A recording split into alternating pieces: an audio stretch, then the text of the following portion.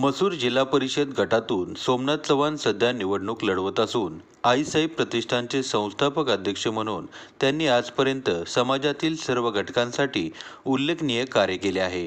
प्रतिष्ठानच्या माध्यमातून नागरिकांना त्यांचे हक्क मिळवून देण्यासाठी त्यांनी सातत्याने प्रयत्न केले आहेत.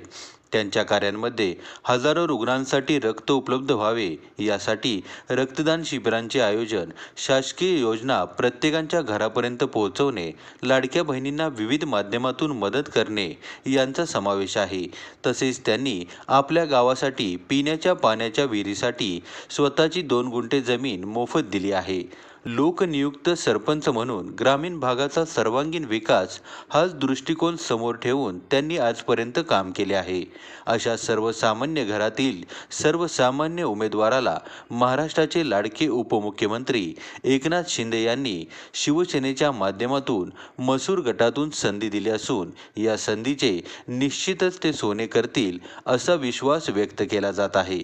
सोमनाथ चव्हाण यांच्या निवडणूक प्रचाराचा शुभारंभ उद्या रविवार दिनांक 25 जानेवारी रोजी सकाळी 9:30 वाजता कालगाव येथून होणार आहे.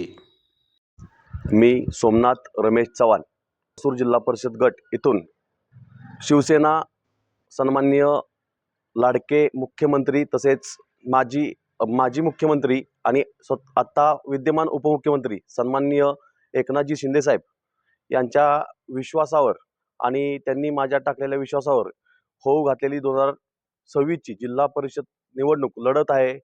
त्यामध्ये सन्माननीय पालकमंत्री आदरणीय आमचे दैवत शंभूराज देसाई साहेब तसेच आमचे